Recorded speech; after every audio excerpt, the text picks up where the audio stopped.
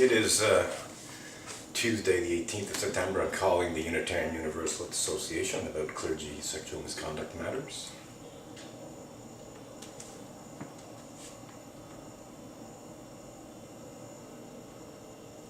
Also non-sexual misconduct matters. Good morning. Yes, hello. I would like to speak to a real live person about clergy misconduct matters. I have called quite a number of times over the last few months. I've spoken to answering machines. I have never had a call returned. I've never been able to speak to an actual person. So I'd appreciate it very much if you could make a serious effort to put me through to someone who's actually a living, breathing human being rather than a machine that you don't get answers from. With those companies, Yes. Yes.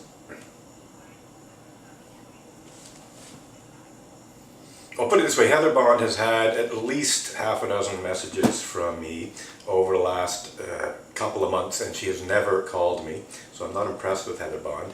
I do want to speak with her, but I think she's avoiding dealing with the issues that I expect her to deal with, which is actually her job to deal with. Do indeed try and see if she's there, and put me through to her if you can, but also put me through to someone else if Heather Bond is not there or if I can't get through to her.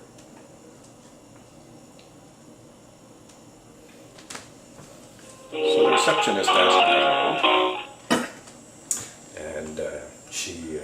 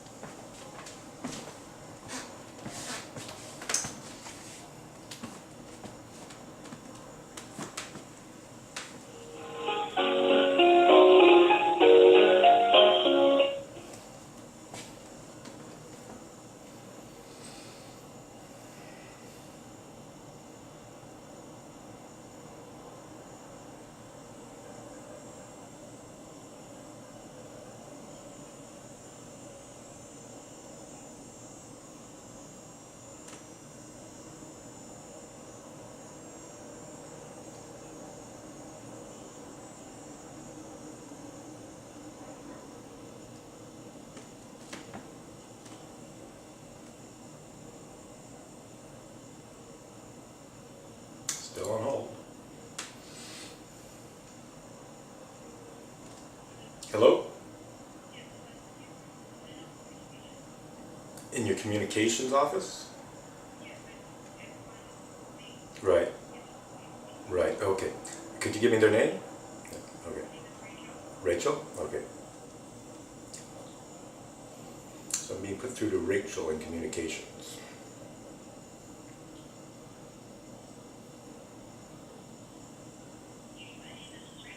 Yeah, hi Rachel. My name is Robin Edgar. I've been trying to reach Heather Bond and other people at the UUA regarding filing a clergy misconduct complaint. Every time I've called, and I've called quite a number of times now over the last few months, I've left messages and I've never heard back from anyone. I've never been able to speak to a real live person other than the receptionist. So you're the first real live person I'm actually getting a chance to speak with. What can you do to help me in that regard?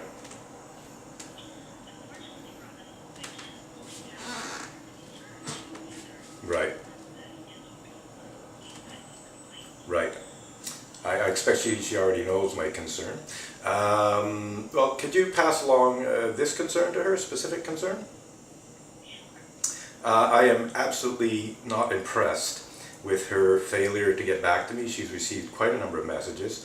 I consider this to be institutional stonewalling and obstruction of justice, and it seems to be the same old UUA in terms of how it handles clergy misconduct, regardless of whether or not it's sexual misconduct or non-sexual misconduct. I've dealt with UUA regarding these matters in the past, and it looks like it's the same old UUA. Nothing has really changed. There's been some changing of the wording of what's on paper, but the UUA rarely actually follows what's on paper anyway, so I'm extremely unimpressed. You could please pass that along to her.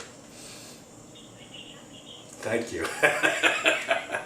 Well, please do, and I'm glad to hear you're happy to do that. You too.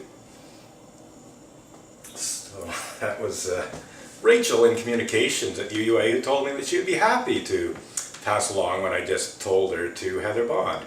I don't know if she was sincere or not, but it was kind of refreshing to hear that somebody at the UUA would actually be happy to pass along that rather terse and disapproving message of mine to Heather Bond. Who knows? Maybe she was sincere. Maybe she knows that Heather Bond is basically incompetent and corrupt and basically more interested in covering up and hiding clergy misconduct, than dealing responsibly with clergy misconduct complaints. Who knows? Maybe there are people within the Unitarian Universalist Association who are not impressed with Heather Bond, maybe even less impressed with Heather Bond than I am, because they may know more about just how incompetent and how corrupt Heather Bond is. Because as far as I'm concerned, not even returning a phone call is incompetence at minimum, but in that it effectively is a refusal to deal responsibly with a legitimate complaint about clergy misconduct, quite serious clergy misconduct as far as I'm concerned.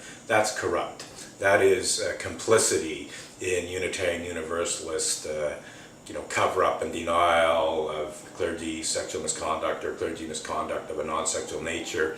It is essentially a deliberate obstruction of justice, and I could go on about various other things that it is. It's immoral, it's unethical, and it's corrupt. That's a good word to just cover it all. So anyway, we'll see what happens, but if Rachel is being honest with me, she will pass that message along.